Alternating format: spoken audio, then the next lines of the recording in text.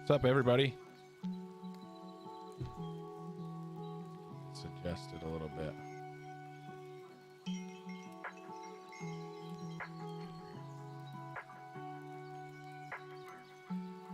There we go. How's everyone doing? Can you hear me okay? Just trying to make sure that this was all set up and working properly.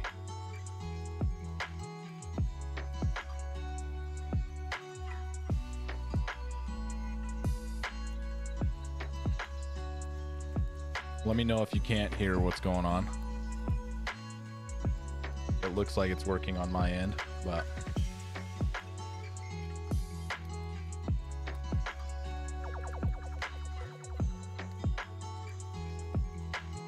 okay, perfect.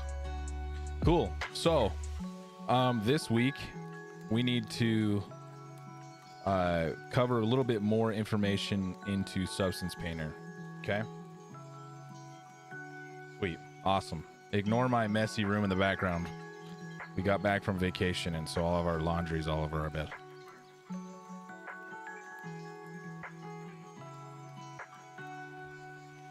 Awesome. Good. I'm glad it's working. So my plan for tonight is to run you through just some more in-depth options and tools inside of Substance Painter. Okay. So you should have gotten to a point, or the assignment is due tonight. You may not be completely done with it. That's okay.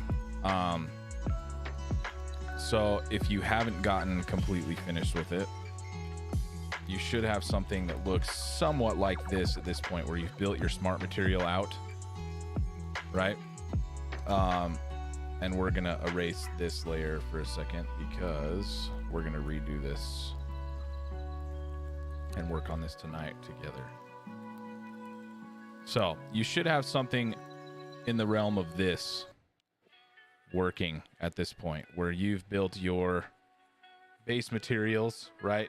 And sort of copied and pasted them everywhere, right? So you have some sort of list, some sort of comprehensive list over here happening, right?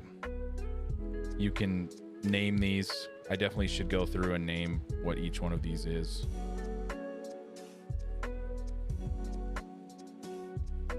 So I'm going to call this one gray 2 or something, right?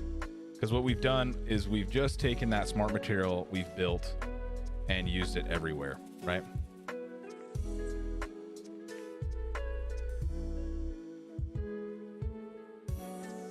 So we want to try to keep track of what each one of these things is here. Stylize matte red. One purple. This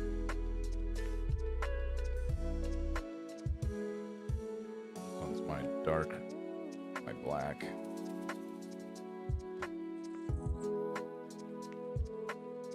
Was wondering how you apply different materials to parts of the model for the blocking. Oh yeah, perfect. Yeah, great question. So what we did, right, is we built our base smart material, right? This is the one that we built together as a class, right? That was just a base color that we worked through. The idea of the rest of these is I've just used that same smart material but adjusted a few of the colors on each one in order to paste or paint other portions of the model here. And I did that through masks, right? So I duplicated the material and then added a mask to it. So let's say I wanted to do the same thing here, and let's delete the let's delete this gray 2 here and make a different looking gray. So I'm going to delete the gray 2, and what's happening is my white, now I need sort of a different colored gray to go on these spikes. If I check my if I check my reference image here,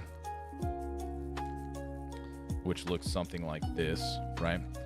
My reference image, this metal color is definitely not the same color as this one here, right? This one's a little bit darker, not necessarily the same color as this one here either.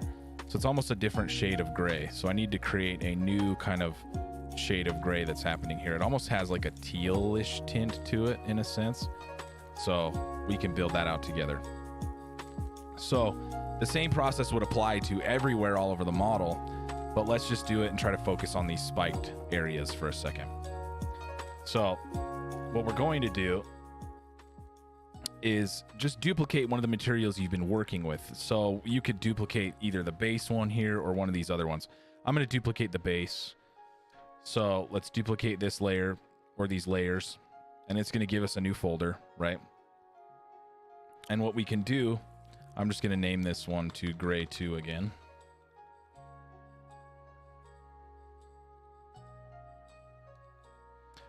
And then within that folder structure, remember that we have a base color and a edges color and a cavities color, as well as 2 different color variations and some lighting effects that are happening to this model.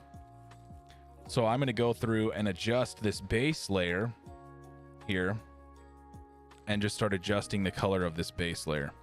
And again, it's going to kind of overlap over all of our different layers because we haven't applied that mask to it yet. So I'm going to try to grab kind of that tealy metal color that I'm looking for here that has a little bit of a different tint than the other ones. I'm going to try to make this color. And we'll darken this one up just a little bit more.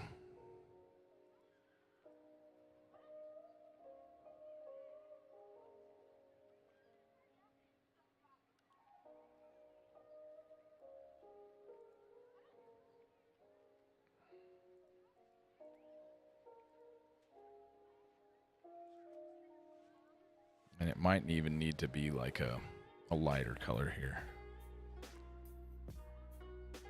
So let's go with like a lighter teal. Try to darken this one up a little bit more.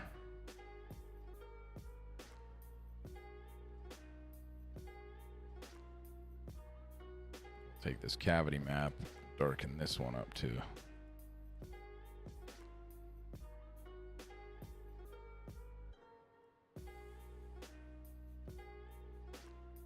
Okay. And then we also have these color variations that play into this, but I'm not going to worry about these too much quite yet. So I'm going to close the folder on this gray 2. And then I'm going to apply a black mask to this, okay? And what the black mask does is it says, okay, mask out everywhere on the model, and then I can start painting where I want that color to come through, right?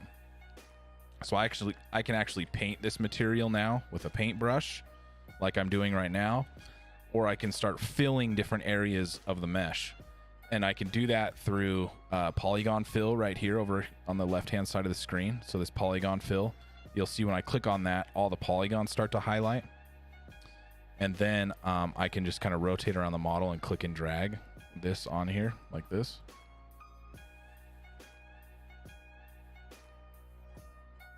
Right?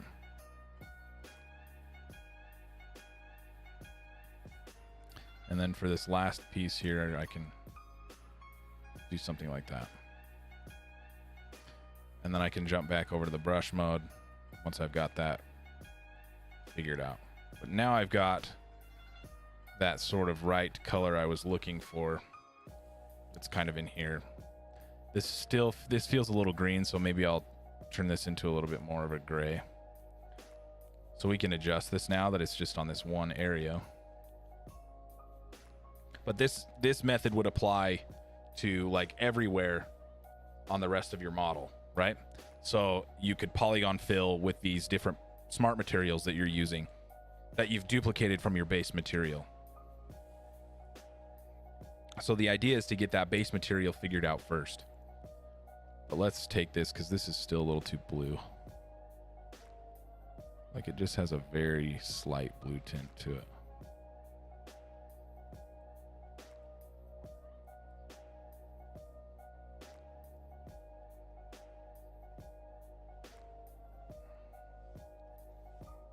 maybe it's a little bit closer to what I was thinking here as well. So maybe let's take this, maybe give it something like that.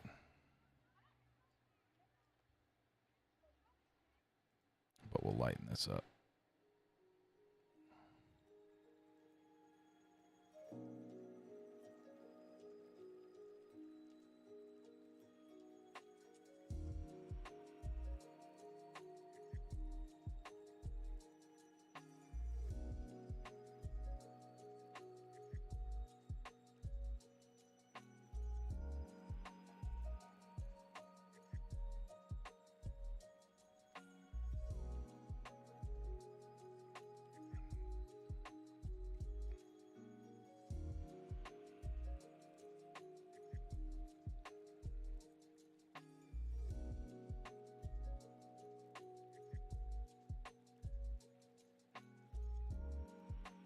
It's a little better. We'll get through some more stuff here so that I can try to keep matching this reference as best I can. There's some shading and things happening here that we can go through, and some rust that we can paint in, but we'll get to that. Okay, so that's how you copy the material all around the mesh, right?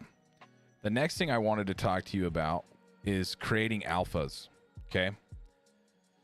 What an alpha is usually a high contrast image that you can use to either stamp or paint with, right? So over here, we've got a bunch of these alphas, right? And you can paint with an alpha. So let's close up this layer really quick here. And if we just add a paint layer over the top of everything here, let's just scroll up.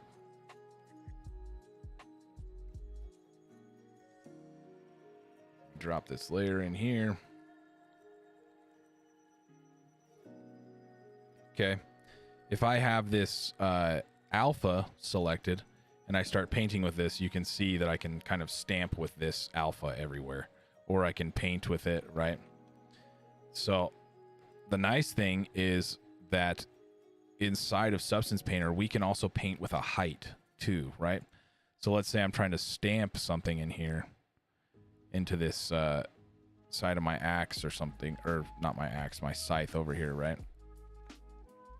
So I select the height button over here, and then the height is also controlled by this slider down here. So anything above 0 is going to be an emboss, anything below 0 is going to be an indent, right? So now I paint, and you can see that it's looking like it's indenting into my mesh, right? And I didn't really have to model anything to do that. It's just painting that in for me. And then if you have like a softer sort of indent, you can see how it sort of almost looks like it's bubbling up in a sense, like it's a dome there. If you have an alpha that has sort of a feathered edge to it, it will feel a little bit softer to things. Here's your God of War handprint on a tree, right? So now, right, we've got these alphas that we can use all over our mesh. So the alpha is this little checkerboard sphere over here in your assets tab. Okay, so it says assets over here in the checkerboards. There's this alpha tab that you can select. So there's paintbrushes and then alphas, right? So the nice thing here is that alphas, there's a bunch of baked in alphas here, but you can also create your own alpha by painting your own high contrast image, right? And I believe I've already created one here. I don't remember what I called it. Let's see, scythe. Nope, decal. I don't remember what I called it, but we can make them in Photoshop. So let's run through a little bit of an example of this, okay? If I wanted to build this sort of logo here, or not logo, but this sort of decal that's happening on my scythe right here, right? There's a lot of detail that's going into this, and hand painting it to make it exact, you know, you're gonna have to get really into it, and it's gonna take extra work.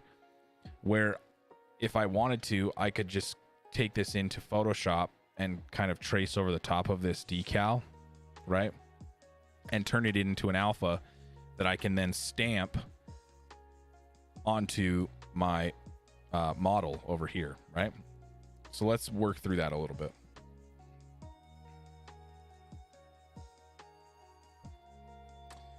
So the first thing I want to do is open up Photoshop, and you can see it's a really easy, pretty easy and straightforward idea, right? It's just a high contrast image. So usually black and white.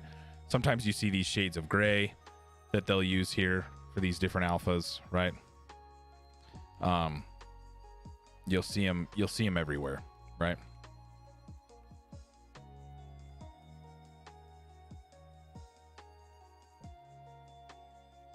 They have all these different types of alphas in here.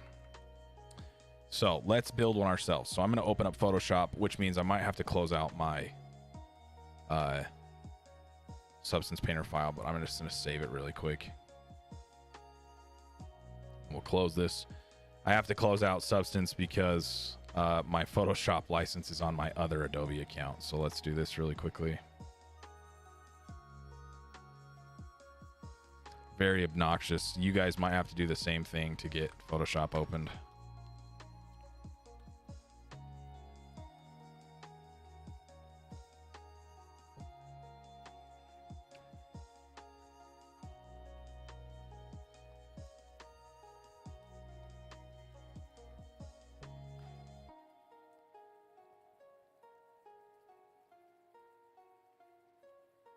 So let's check this out here.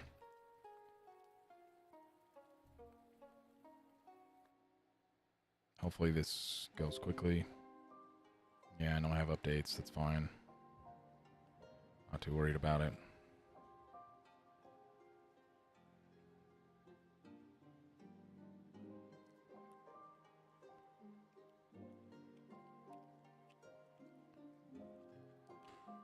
Please load faster.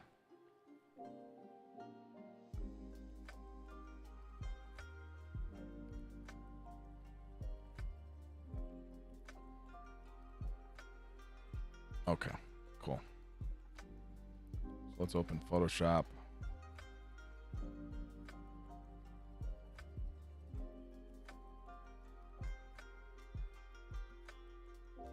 Okay, so I already built one here, but let's go through it again. So what we're going to do is create a new file.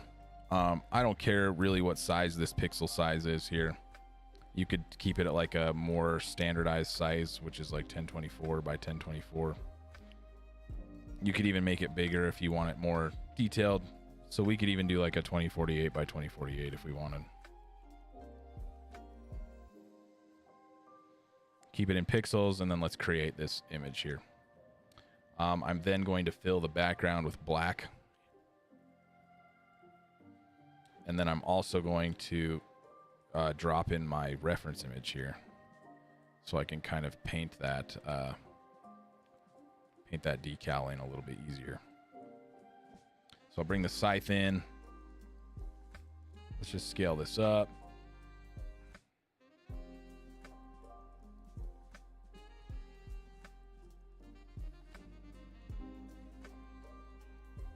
Let's try to get this as big as we can.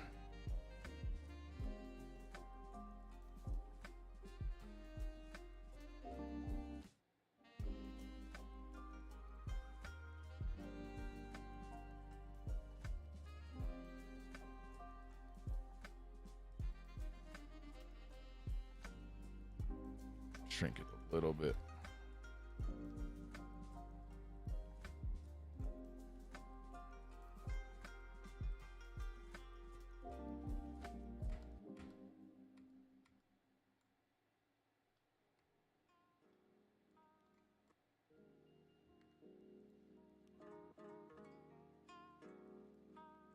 Okay, cool.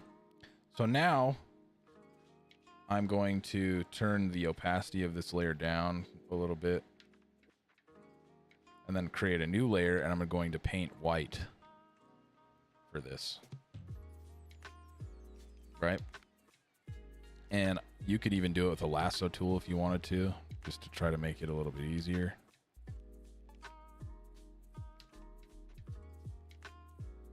Oops.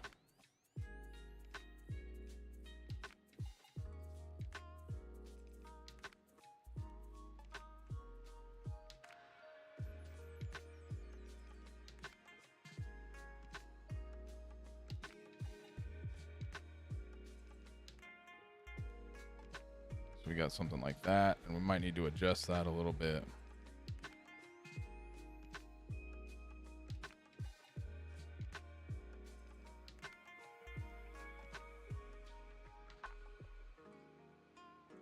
There's our other one. Oh, sorry. Make sure you're holding shift when you're doing this so that you get all your selections in here.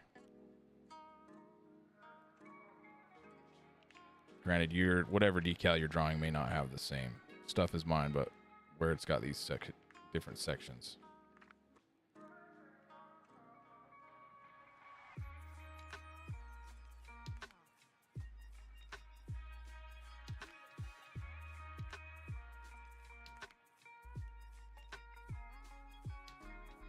Okay.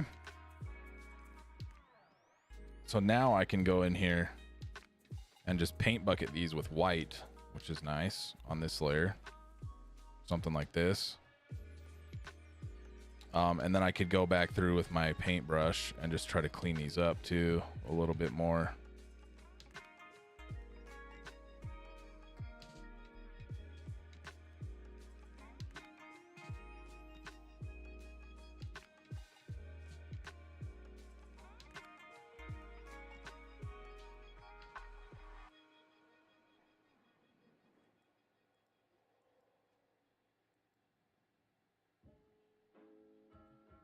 However I want that to end up looking.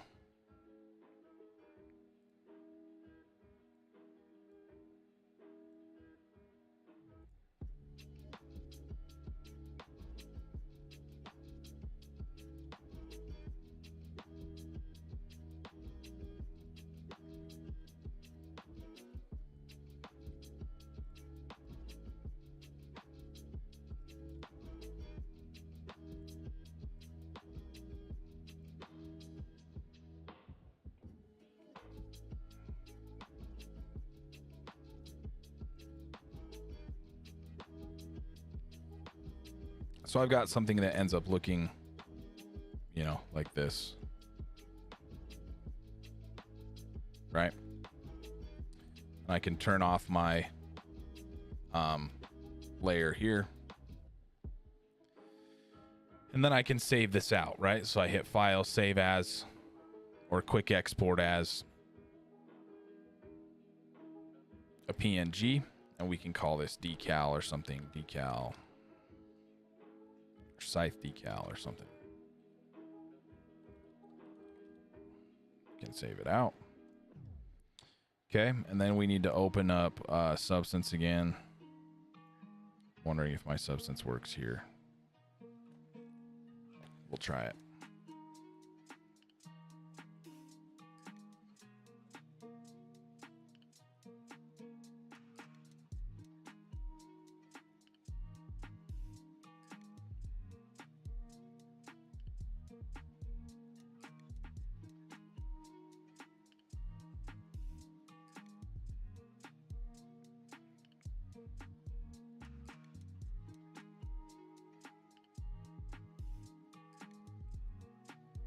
Hopefully this update opens in a second.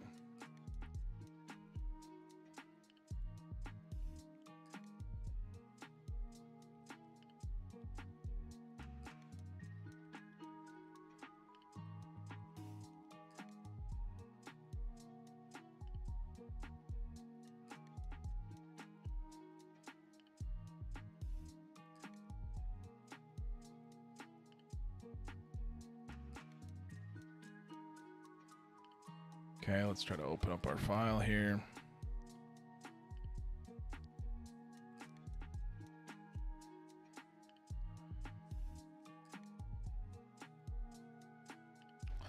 Perfect. Okay, so now that we're back in Substance, now if we wanted to load this alpha in, we just go back to that same alpha tab over here, and there's a little plus icon down in the bottom right of this, and if you click that, this is the import resources tab or window, import resources window. Okay, and you can add a resource here, and then if we go to where we saved that alpha file to, you can take this and hit open. And then import erases to your current session. And then you can define this as an alpha on this little button here. So just change it to alpha. Import to current session and hit import. And then it's going to bring in that alpha right here, or wherever it is based on your alphabetical naming of this stamp, right? But now if I have this stamp selected and I try to paint with this, you can see that it's the right size, or it's just a stamp. I could change the color since my reference image here is, you know, it's this red color, right? I could change this to a red. I could give it, you know, some more stuff to it as well. But we can give it a height, which is nice. So we could go, you know, give this a decent looking height, change the base color to that, you know, sort of crimson-y red color. And then all I do is click one time and it stamps it in there for me. And maybe that's not the complete right size. Let's double check here. It's pretty big and goes from that first almost over to that second one. So let's bump this up a little bit over here. So this would end up looking something more like this, right? But now that's stamped in there. If we don't want to have like a roughness to this, we can turn off the roughness. Or if you want the roughness, you could pump that roughness up so that it's more of a flat color and not so shiny anymore. You could turn off the metallic, the normals, keep the height and the roughness. You could even turn off the roughness if you want, but if you want it in there, you can leave it. Just mess with that and see how you like that to look. But now we've got that in there, right? I might just have it stay a color though.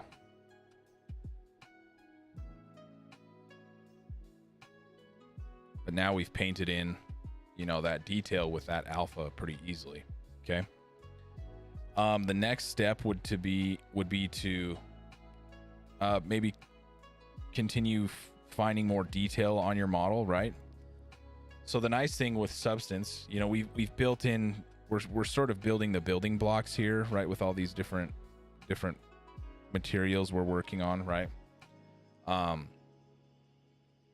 So the next thing is there's a lot of sort of surface variability happening here in this mesh too, like scratches and dents and dings. Those things you can do with heights as well, right? So let's say I'm going to plug in my tablet really quick. Hold on.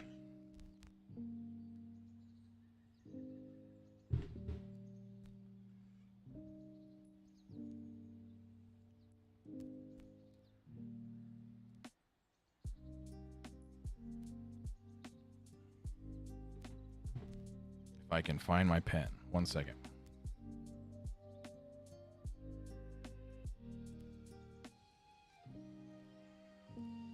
Now I need to find the cord. Hold on.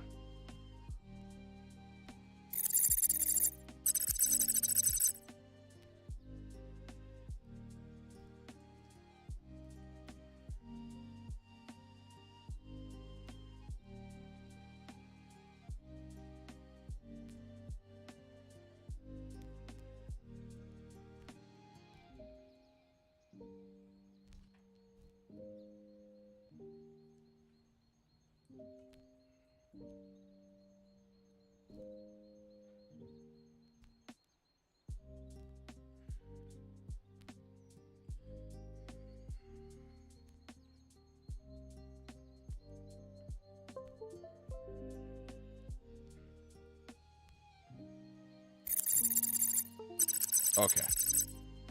Got it. So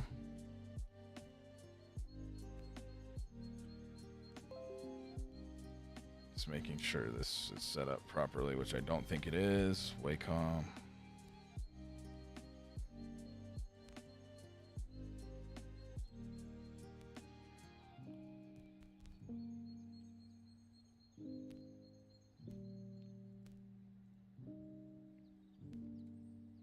Okay, cool.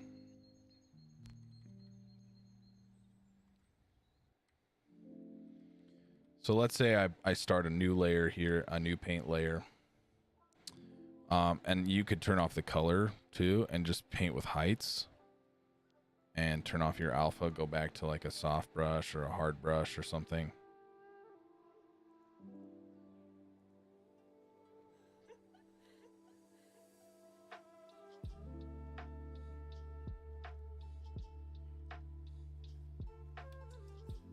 And you're just painting with a height now.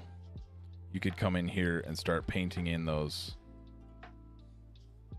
scratches into your mesh as well, right? I'm just using that pen sensitivity, right? If I push harder, it's going to make a bigger stroke, right? If I'm just lightly pressing on there, it's not going to do such a big brush stroke. I can make these bigger. I can make the heights a little bit deeper in there too. But I could start painting in some of that surface level wear as well, right? That's happening in my reference image. If I come back to this. So I start building in some of these scratches and dings that are happening around my weapon too. Maybe I build in, you know, this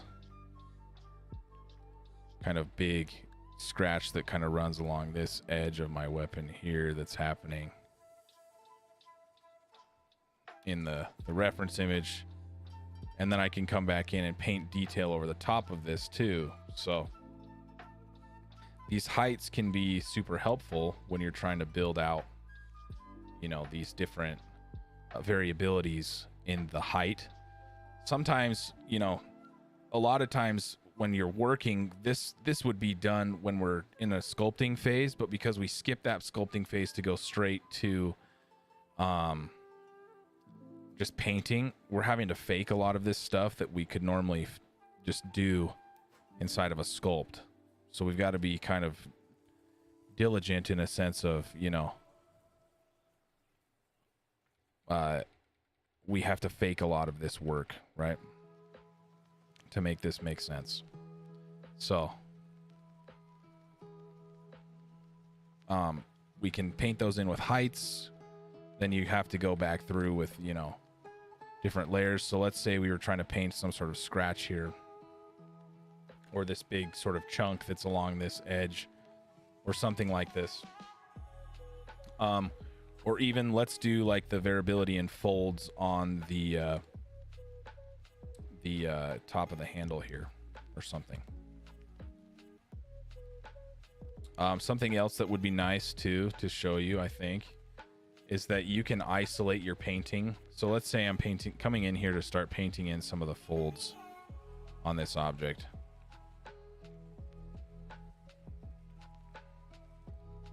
Right, and I start trying to paint in some of the folds in my fabric here. You'll notice that it's starting to bleed over onto my other objects, and I don't necessarily want this to happen, right? It's an easy fix. All you need to do is when you're painting on that specific layer, you go down here to the alignment right here, and where it says tangent wrap, you just change this to UV. And now when I paint on this UV, it just stays to this UV and does not get affected by anything else, which is nice, right? So now I've painted in almost a similar detail that's happening here into this up here, which is super nice. So let's try to flesh this out a little bit. So maybe I have something that looks like, let's try to replicate what's happening below a little bit.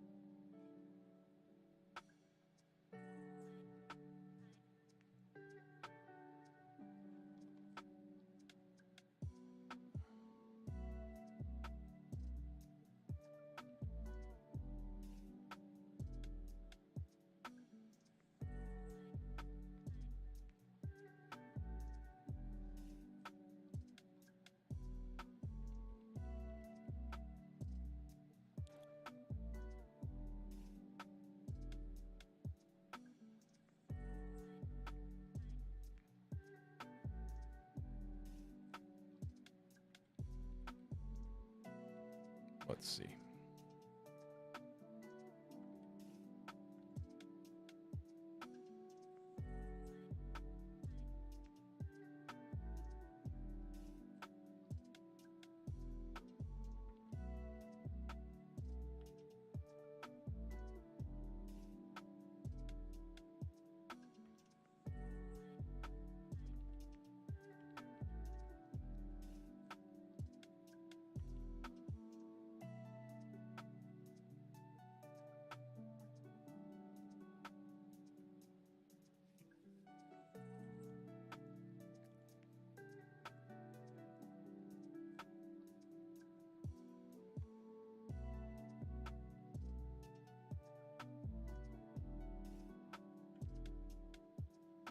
Okay, so we've started doing something like this.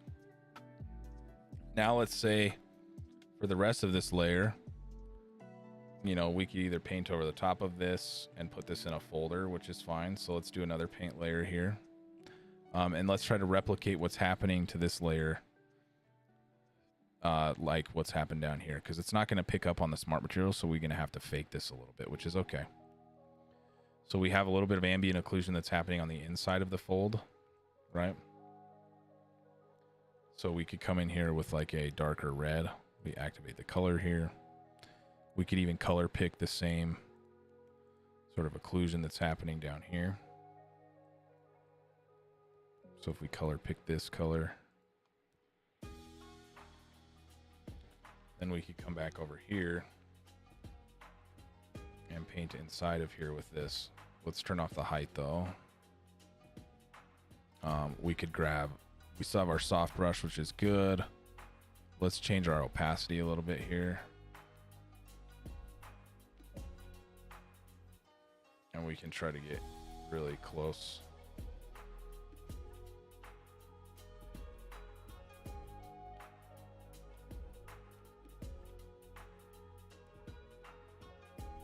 So we come through here and just kind of paint in this occlusion that's happening. Maybe that opacity needs to go down a little bit more too.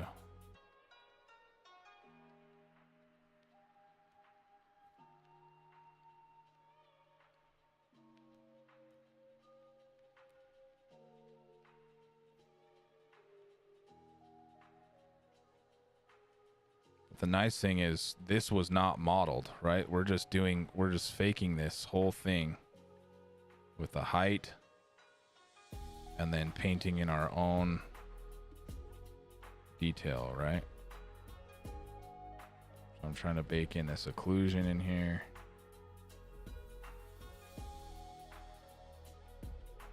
Or paint in the occlusion, right?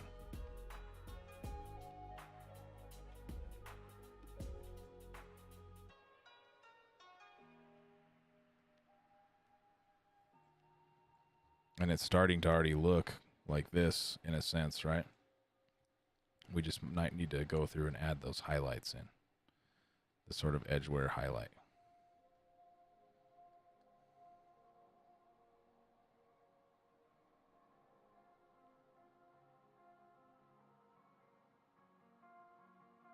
Oh yeah, make sure when you're lowering your height that you're going below that 0 mark too. That can be an issue.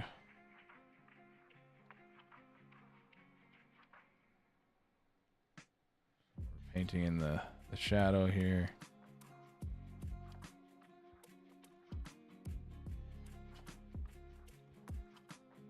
Right? So we've gone in and painted in the shadow there. And then we can come back in.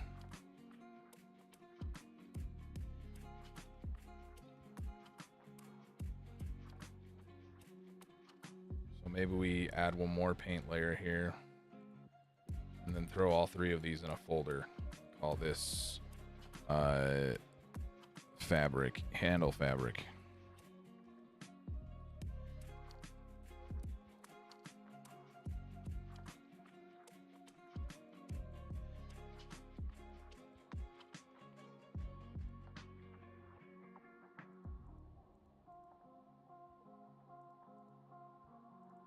So we'll call this shadows. Call this height. this can be highlights. So let's come to our highlight layer, and we could even like color pick the color that's getting highlighted over here to make sure we're emulating the same stuff. We still have that same sort of opacity on our brush. Just come in and paint those highlights on the edges here.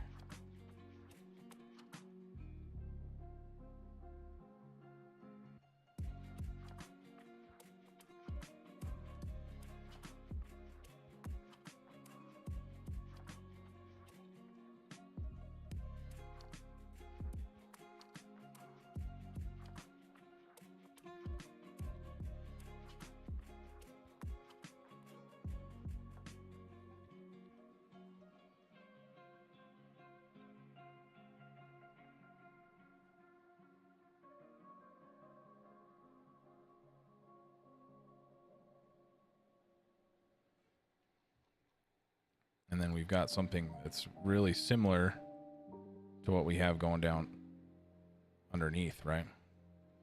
But this is faked and this is modeled, which is really cool, right? Kind of hard to tell the difference between the two from a distance, right? But one we did all with texture, and the other one is all with modeling and the smart material that we built.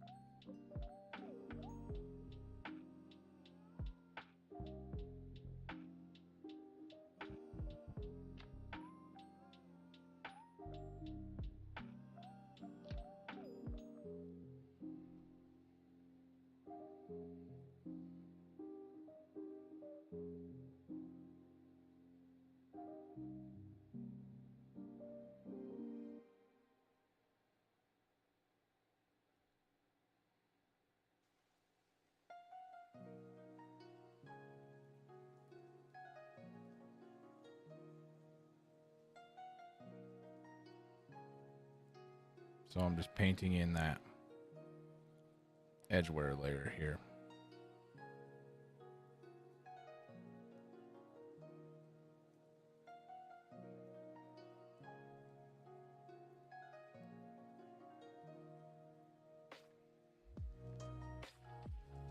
So like I said, we've really achieved something that looks very similar to what's happening down here.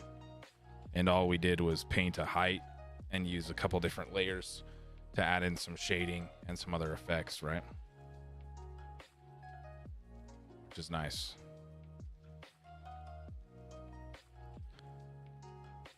So you could see how helpful and how useful that would come in when you're starting to build out your different shapes. The interesting thing too is that, you know, if you wanted to paint in these heights, you know, it might be more useful.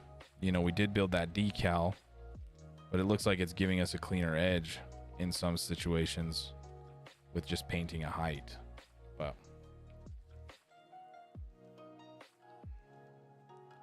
so like if we wanted to come through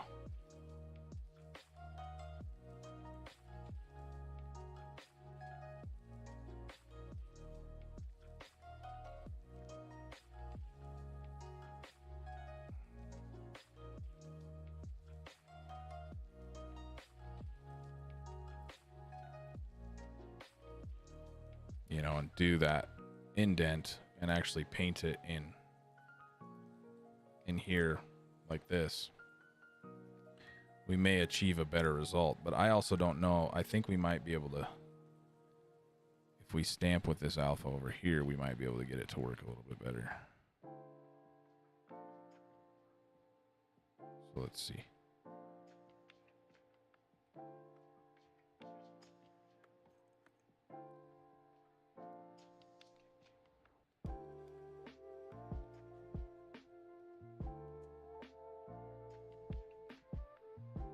Yeah, see, that's working a little bit better.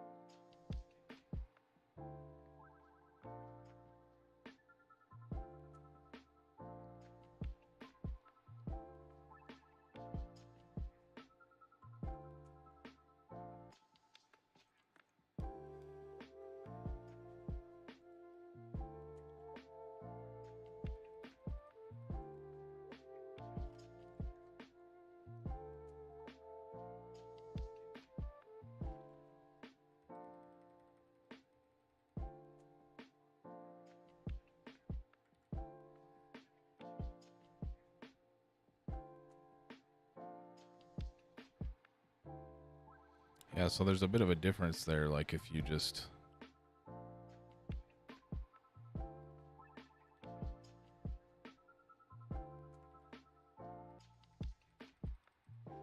Like if I were to draw that in with this brush, you know, might achieve a better result.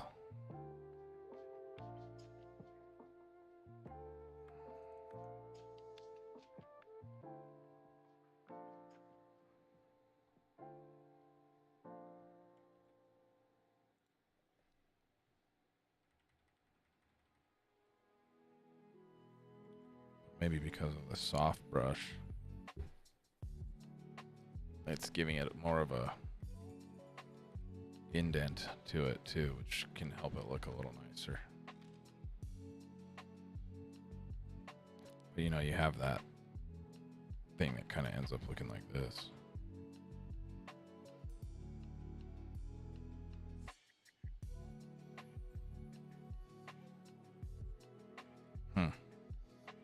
That's worth playing with a little bit once you grab or build your alphas, for sure.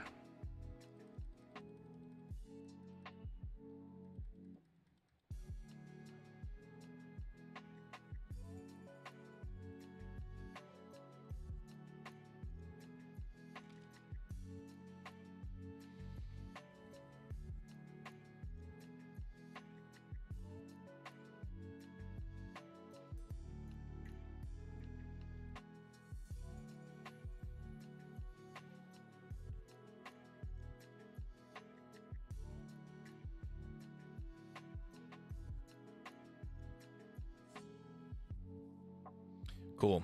Okay. Let's just stamp this in here so that we're staying on track with that there.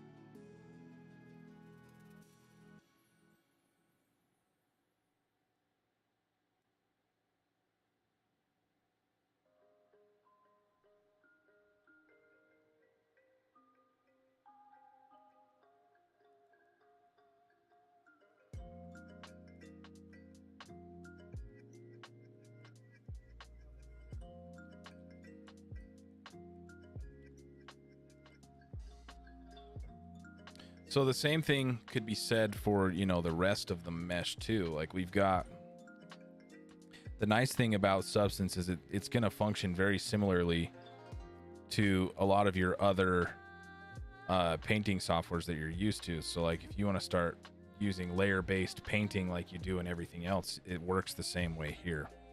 So let's say I want to paint sort of that kind of bloody whatever this is that's happening on the end of the scythe here.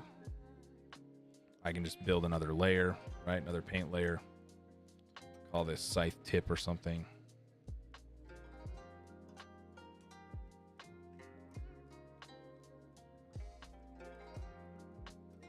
I can't spell because I'm trying to There we go. And we grab like a, I don't know, one of these artistic brushes or something.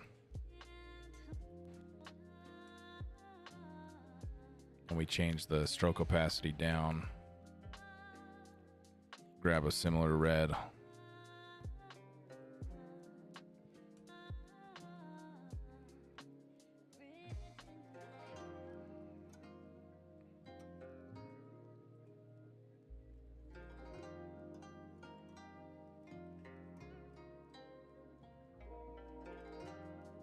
Oh, let's turn off the height though.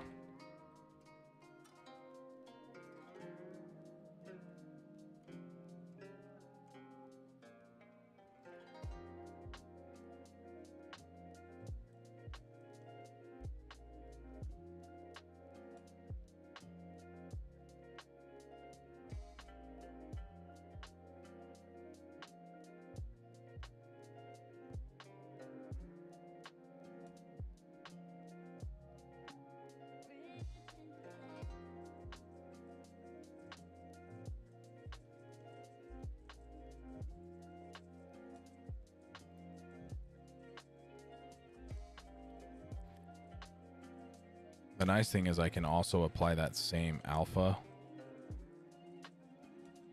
or some sort of alpha to the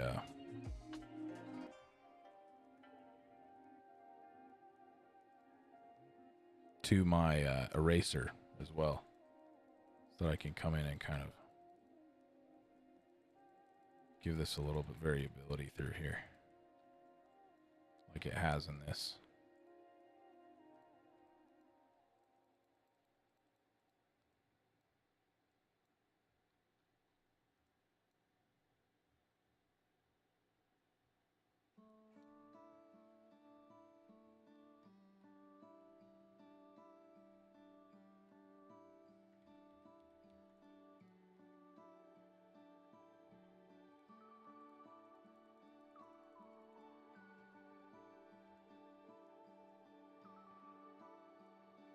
You can work on that. You can work on scratches, all these different things that we sort of worked on up until this point. This one is that piece. This is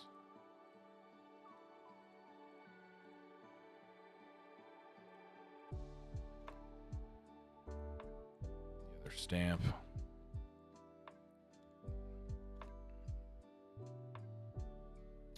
Something else, you know, really get used to working in the different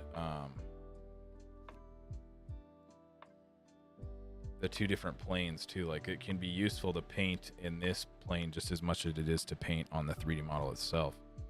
So there is a little bit of like rust that's happening here, so maybe we could go through and take a look at that too. Create a different layer for this.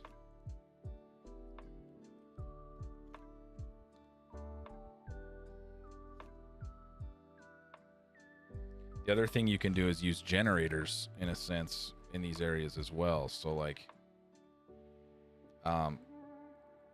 if we were going to apply it to just some of these spots, we could give this like just a color. Let's give it a fill layer instead.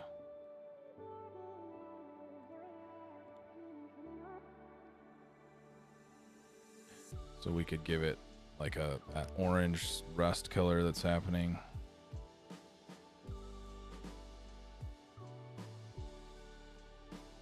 Let's just make it a color so that it's flat. You could apply a black mask to this, because then you can just paint in where you want it to happen, right?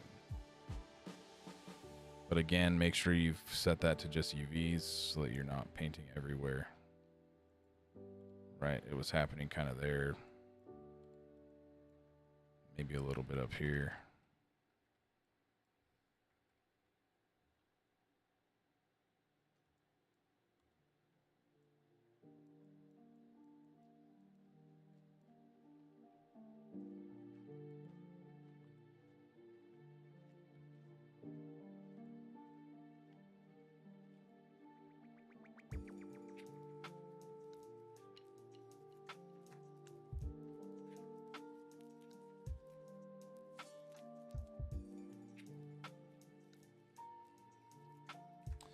But then this, you can apply a generator to.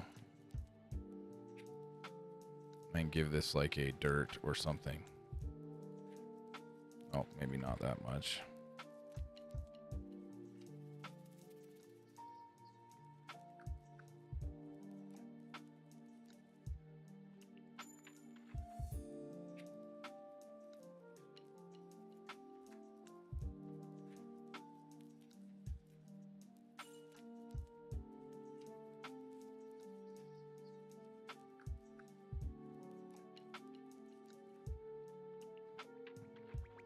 That's putting it everywhere, which I don't necessarily want.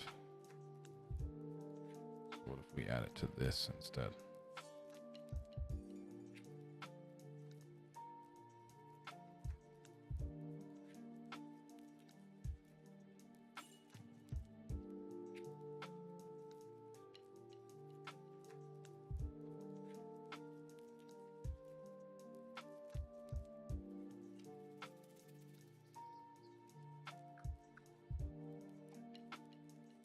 Yeah, it's not doing what I want.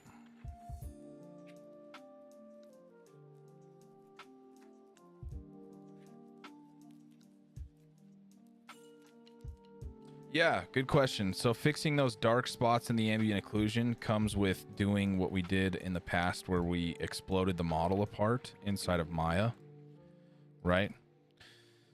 So we ran through inside of Maya.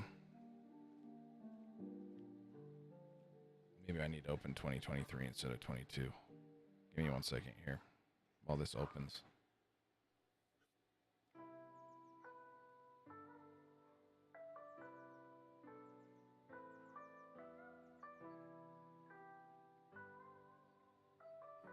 Yes, you can. And if those two things are stacked, then it makes it a lot easier. So like this part of my scythe is stacked, right? So it makes it much easier because I'm just painting the one side and it's applying it to the other.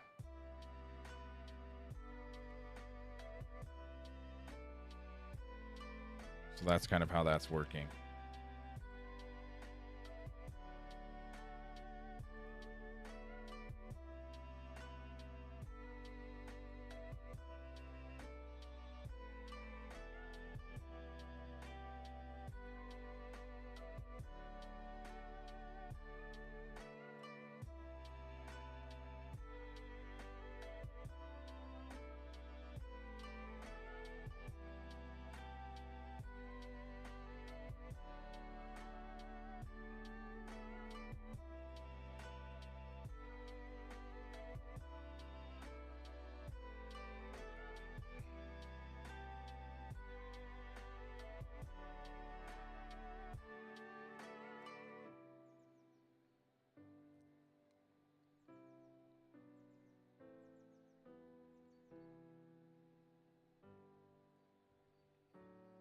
Now I'm just bumping up the opacity again on this to help with that a little bit.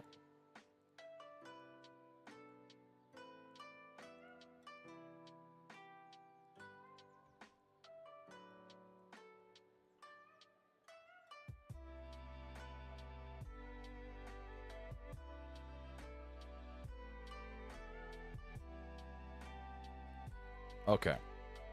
So let's talk about how we explode or blow this up, right? So once we get Maya, I thought I was opening Maya. Maybe I wasn't.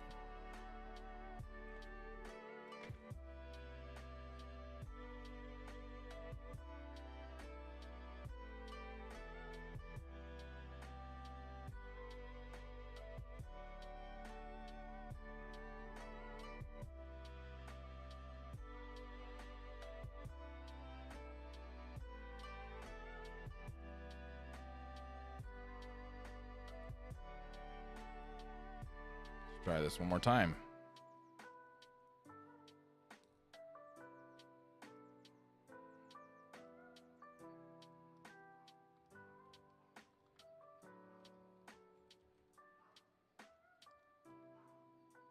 Oh my gosh.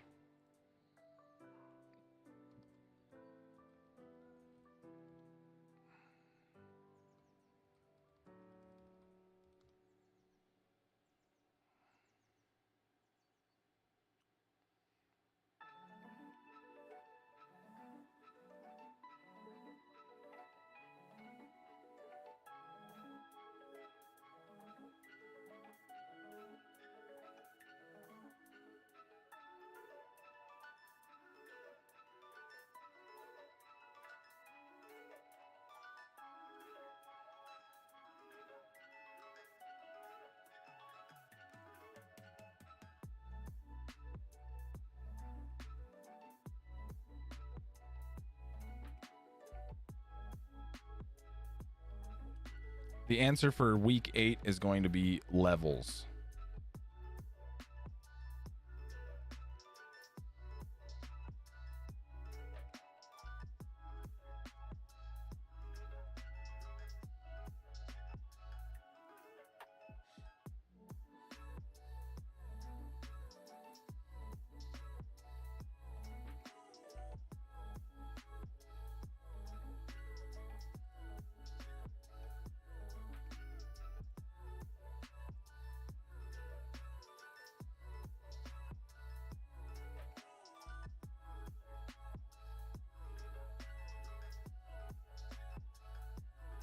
So let's see here. Notepad. I think if you're in the lab too at the school, it's on the whiteboard, but week 8 answer is levels.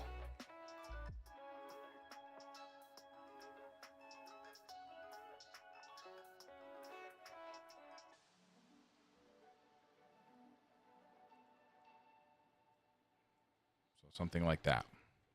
Okay, so let's open up. I should have an exploded version of my model somewhere here. Once Maya decides to not freak out.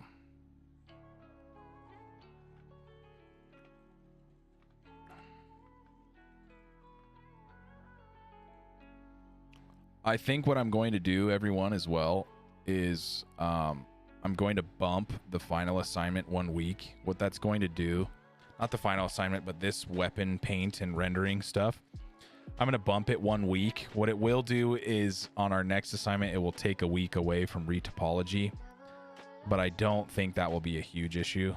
I think retopology should be somewhat okay and not a huge problem. And it will really only take 1 week to hopefully explain that. But yeah, I think this is just a complicated enough process that I'd like to take 1 more week to kind of show you guys, or give you guys a little bit more time to finish your paint up and to finish your rendering out, because we haven't even really talked about rendering yet, but we'll just kind of save it for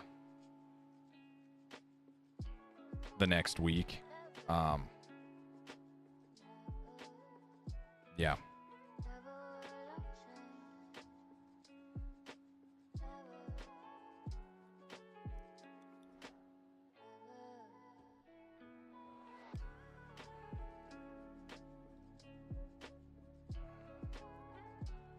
So, but as far as removing the stuff from your substance painter file where you're having the weird dark circles or dark spots, I'm going to save this really quickly. And then I'm going to start a new file.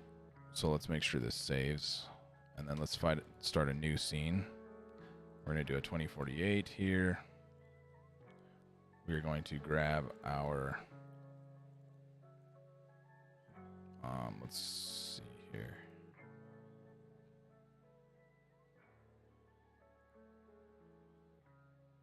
Okay, perfect. Let's open this up. So what initially happens, right, is when we're baking this, because here's my base model, right? When I'm baking this, if I go to bake my maps here, and I hit bake selected textures, I'm going to get some dark sort of spots that are popping up, right? So the way that we fixed that was we came into Maya here and we opened... Oh my gosh, this is going to be stupid again. Let's do something like this instead.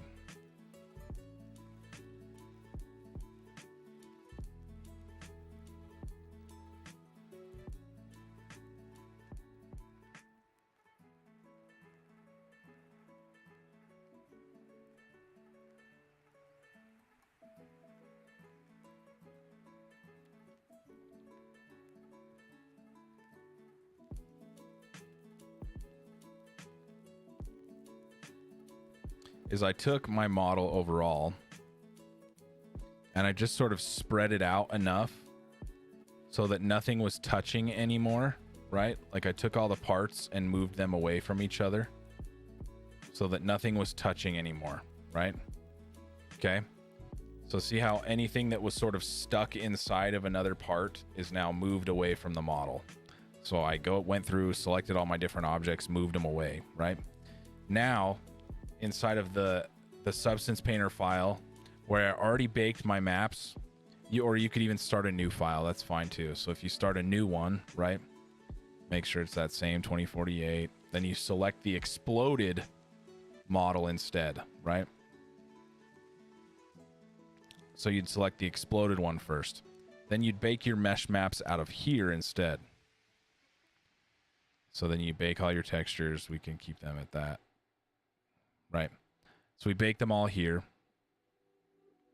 And now that they're baked here, now we won't have any issues with any of those dark circles popping up or dark spots on my mesh showing up anymore.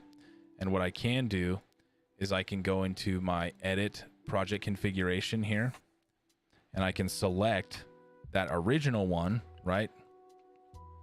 And import that and hit don't compute the tangent space, preserve, or sorry, and auto. These can be fine, but auto unwrap, and I can hit OK. And then it just inserts that model in the spot and keeps all the selected baked maps. And now you have your normal map, your normal mesh in there. So we baked all those maps with the exploded model, and then through project configuration, we just selected that original model and just opened that up instead and loaded it into the scene. And now you no longer have any of those dark spots on your mesh anymore, and you can continue your painting without the weird artifacting from your ambient occlusion map. Okay. So hopefully that explanation helped just a little bit there.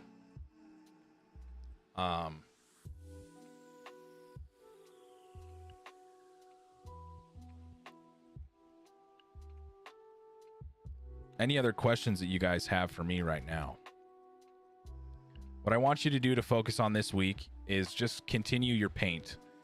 Let's get to a point where we can render something out in class next week. And then we'll have an assignment due at the end of class next week. Instead of starting ZBrush next week, like I think we were going to, we'll just bump it a week. I think we'll be fine. It will just take a week off of our retopology, which I don't think will be a huge issue in the long run. I think I just want to give you guys more time because you will be using Substance again. So I'd like you to get comfortable in here as much as we can.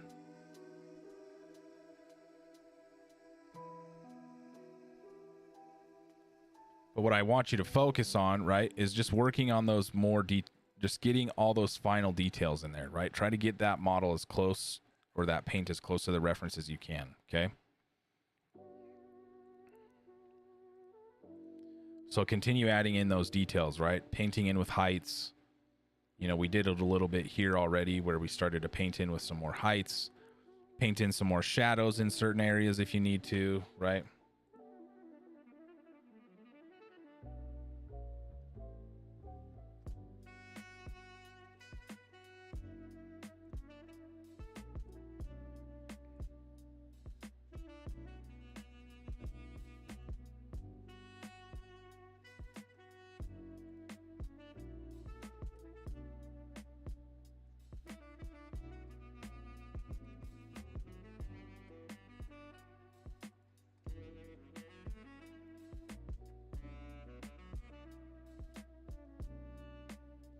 No, I'm going to, well, so your first pass from last week is still due tonight, yes.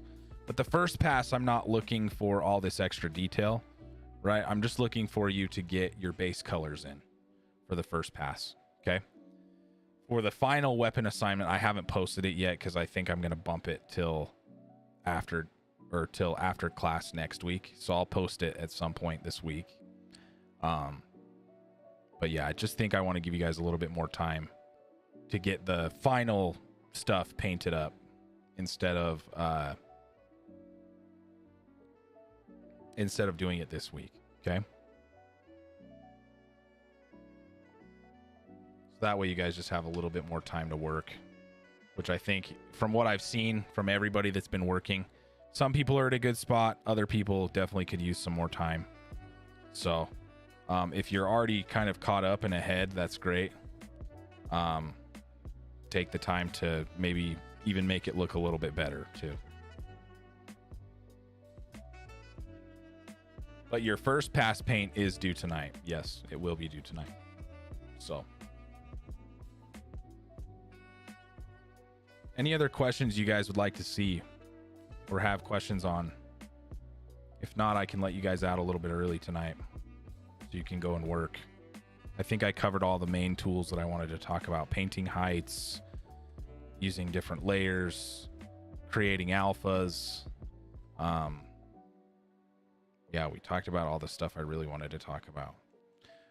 We will talk about rendering on next week for class. There is a renderer option built into Substance Painter where we can render out our own stuff in here. There's definitely a lot of settings to make this look nice and not all washed out. So there's a lot of settings we can run to help things look a little bit better.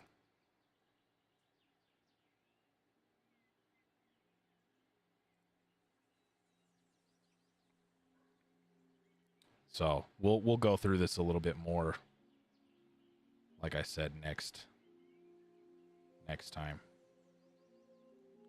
because there's a lot of stuff that can happen in here that can mess with your overall model.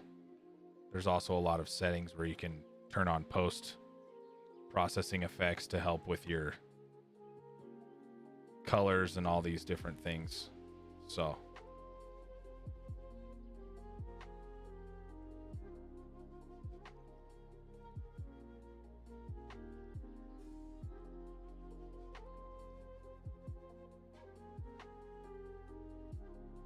but like I said, like there's so many different things we can tweak here to help adjust and really make your final render pop too. So okay, the answer is levels. Okay, just levels like this.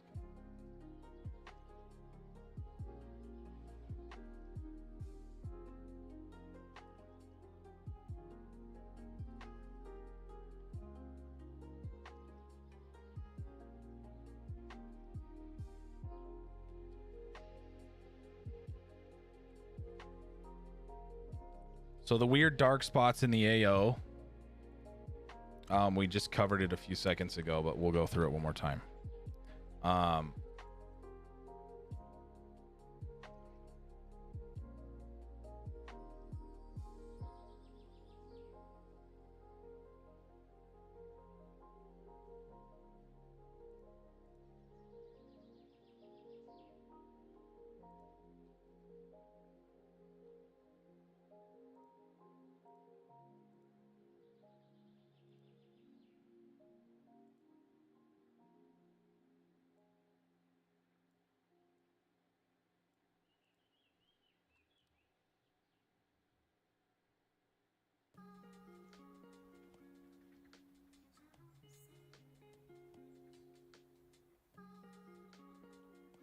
Let's jump back to panorama here really quick.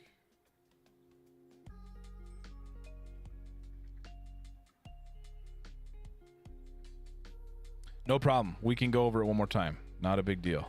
So what we need to do, right, is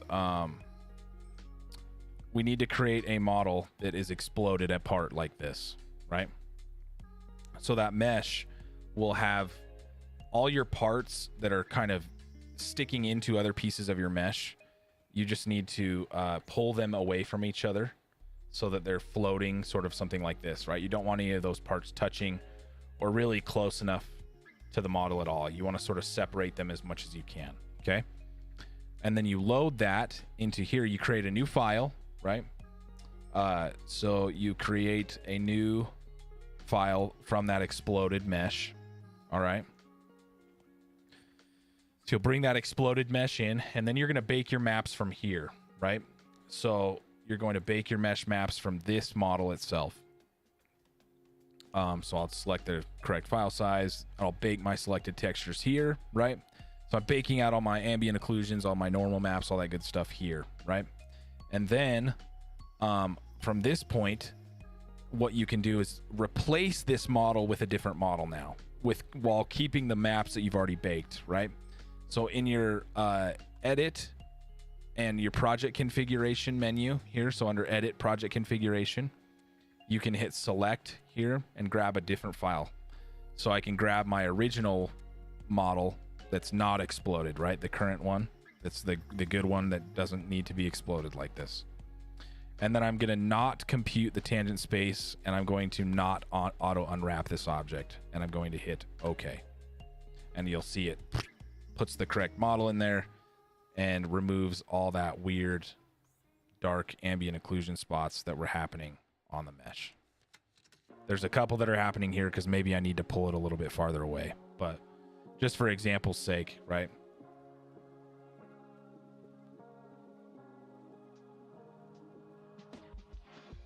The normals could be off in my... Yeah, if you have some weird dark faces that are showing up, it could be a normal issue. I would have to look at the model specifically to know. But if you have some weird normals that are showing up, that could be, you know, that's always... It could always be, like I said, a UV issue or a mesh issue in a sense. So maybe you have a flipped normal, something that looks maybe something like this, right? Where you have some faces. Maybe you have a few faces that look something like this. And these are flipped, if it'll even let me do it right now.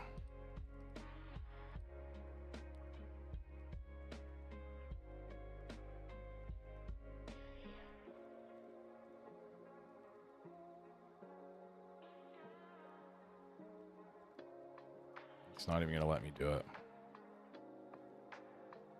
But maybe you have, you know, a face that's showing up and it's flipped. You know, those normals are inside out, right? You've got...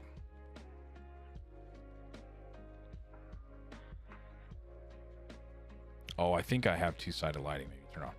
But maybe you have faces that are showing up something like this. You know, you've got... Some of your other faces are appearing like this on your mesh. Sometimes it can happen from an extrusion, right? So you've got a couple of normals that are flipped. So that can be an issue. That can cause an issue when you're baking. When you re-upload, it deletes all of your layers. Yes. So like if you have layers associated in here, like your painted layers, I don't think it should. Like if I've got layers here and I project configuration,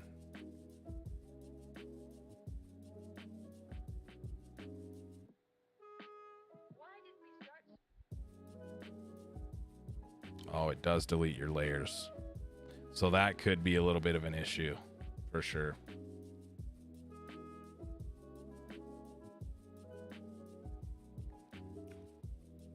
Enable backface culling. Yeah, that's true.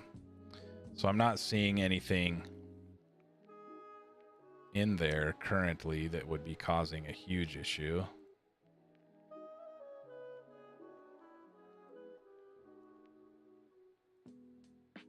Why did we start so late? But you know we didn't. Why did we start...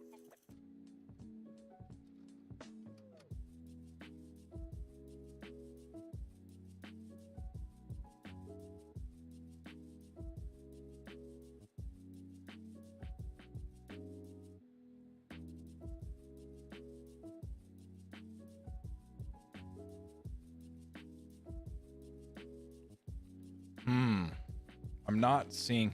So I'm having these same things show up here, right? So now I do have these layers. When I do import a new mesh, it is going to mess up my stuff. So that could be a slight issue that you might have to accommodate.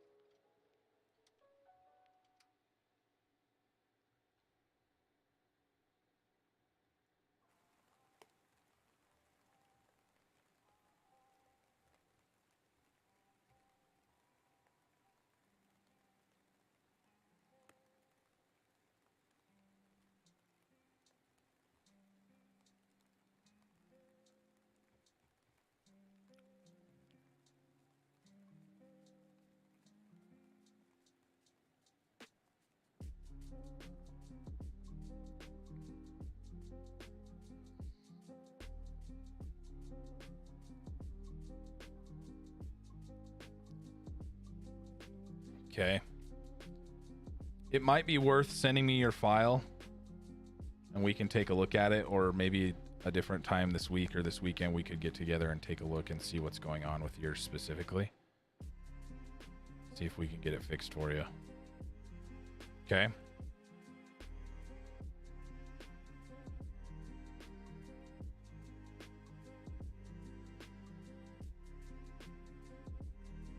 Because I'm not sure, without looking at yours specifically, it could be tough to try to do it over delayed chat, right?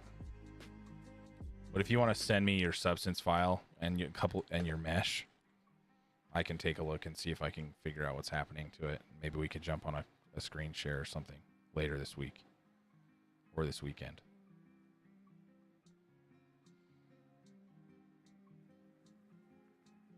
Or if I'm not available, one of your TAs should be available as well. So.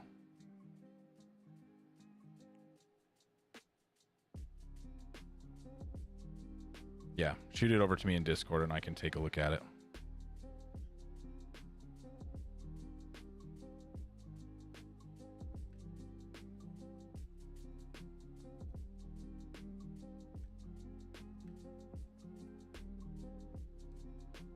If you send it now, we could maybe even do it on here really quickly, because maybe somebody else is experiencing the same thing. Maybe it would be worth doing that really fast.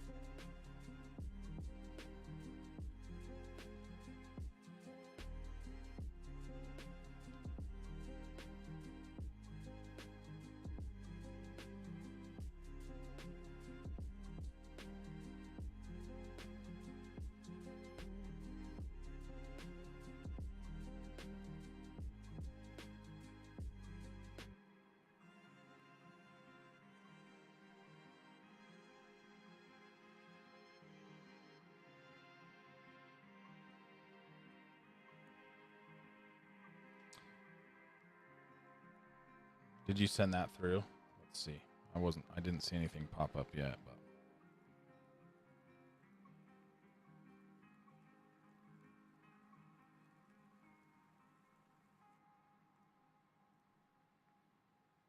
Oh, trying to get a link. Okay.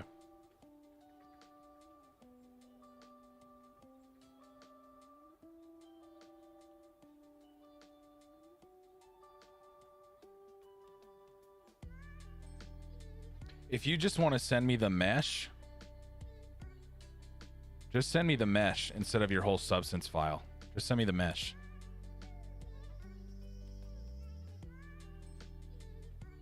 The mesh file shouldn't be that big.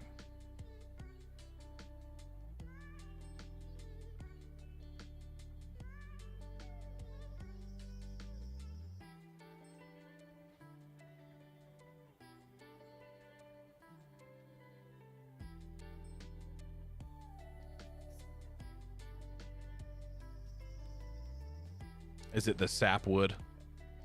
I'm guessing that's yours.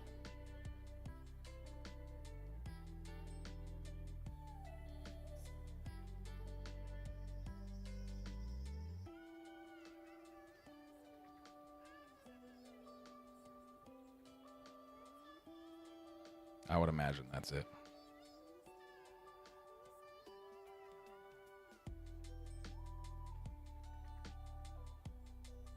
Perfect. Yeah, let me open it up here. Let's bake something. Maybe this will be good for other people to see. So we'll put yours in, and I'll try to bake it out and kind of see if I can solve what issues are happening, and then maybe you can try the same thing on your end. Let's do this really quickly. Once Substance Painter decides to load back up again.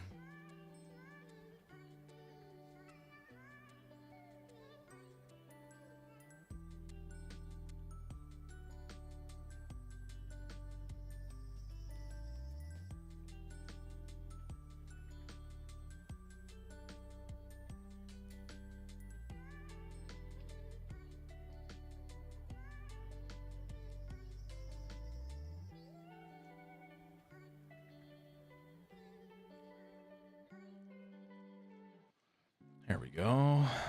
Okay.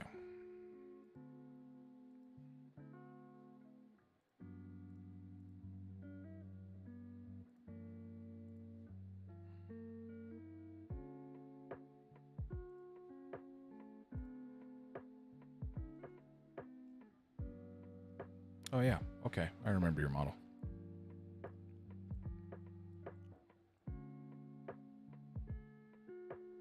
So let's bake these out really quickly. See what's happening.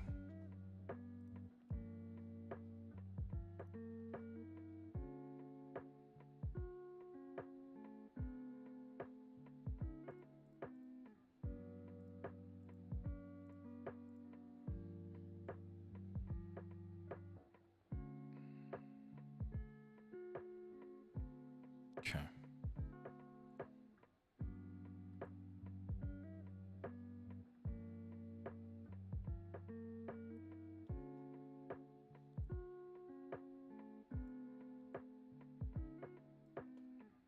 I'm going to open up your mesh in here as well.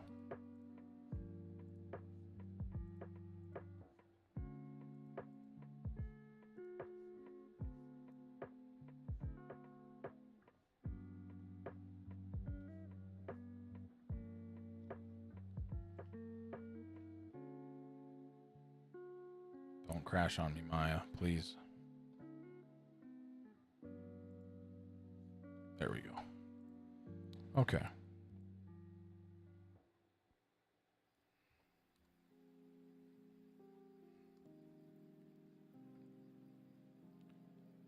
So I'm not seeing anything weird with the model. Let's check your UVs really quickly.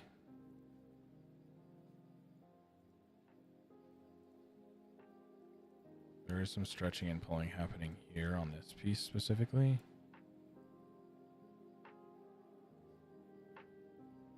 But nothing that's so egregious that I think it's a huge issue.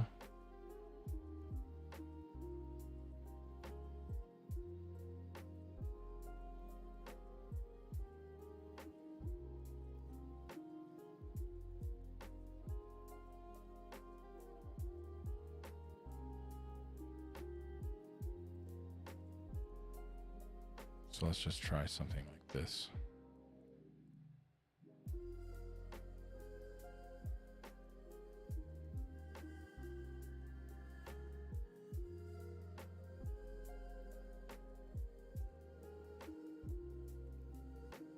Let's pull these parts away from each other.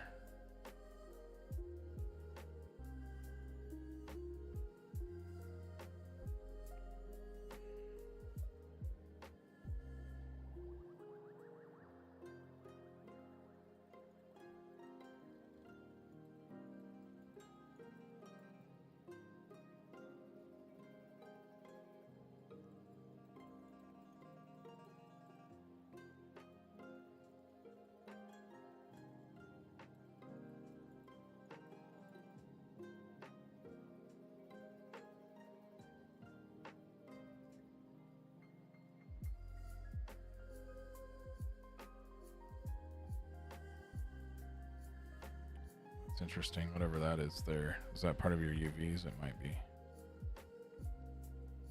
It's fine.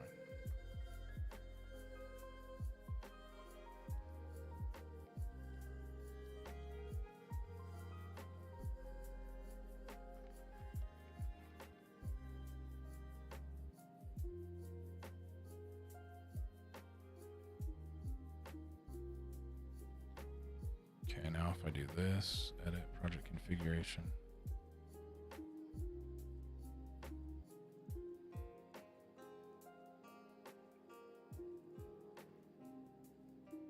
Perfect.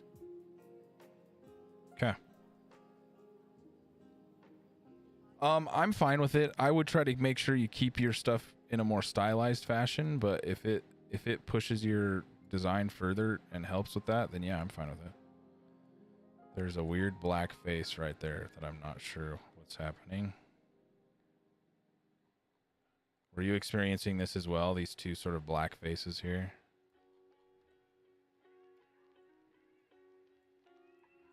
One on the tip of the sword.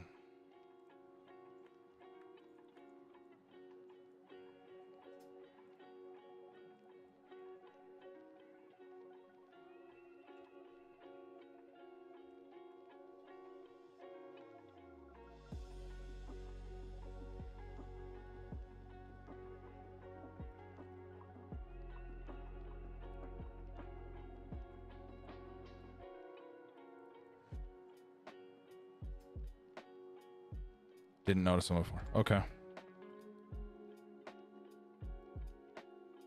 I'm not sure what those are, or why they're popping out.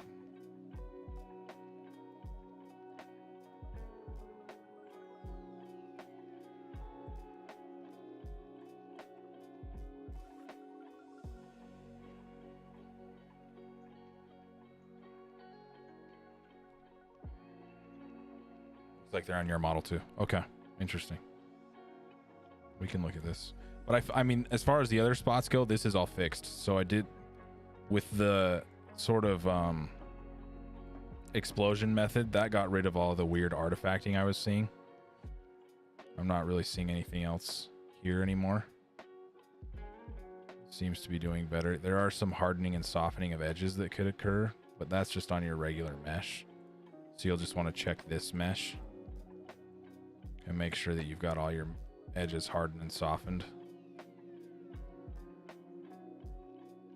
Which I think you do for the most part.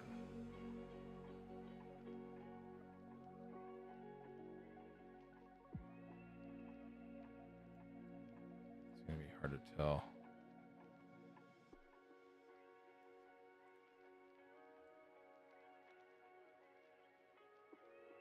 That could also be, that could technically be a baking issue too.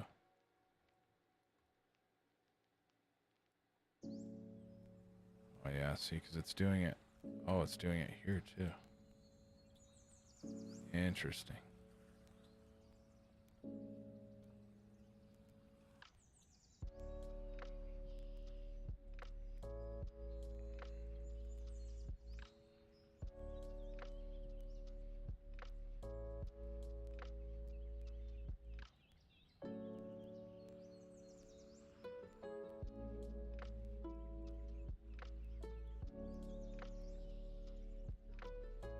That could be why.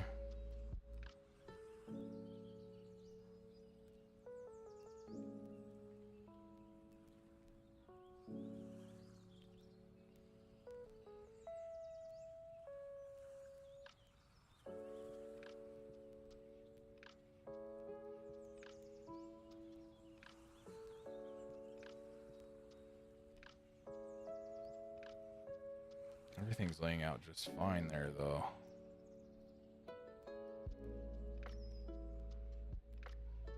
I'm not sure why that's having that issue.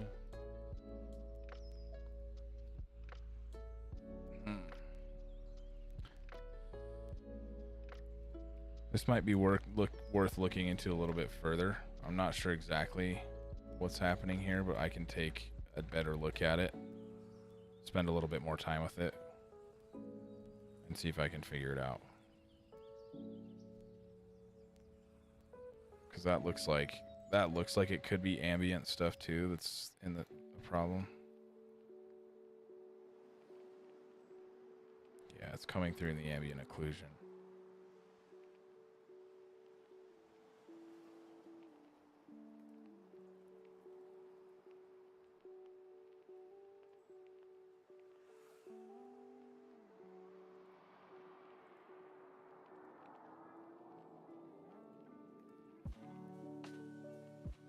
There's some things happening on the normal map too. Yeah, that's a flipped normal, so we can fix that, but I'm not sure why it's doing that. I think that's the same thing happening here. Yes. So we can fix those too. That's pretty easy. But the ambient occlusion stuff is going to take a minute to try to figure out. I'll take a look at it a little bit further and then I'll get back to you, okay?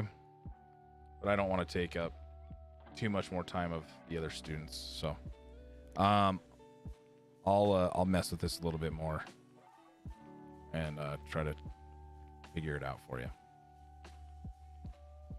But let's call it a night, everybody. Make sure you're working on your final textures, okay? And then we'll talk about rendering next week so that we can render out a nice looking image. And I will see you guys then, okay? In the meantime, if you're having questions, hit me up in the Discord. Hit your TAs up in the Discord as well. And I will see you guys next week, okay?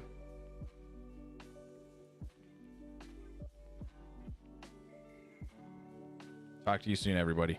See you then.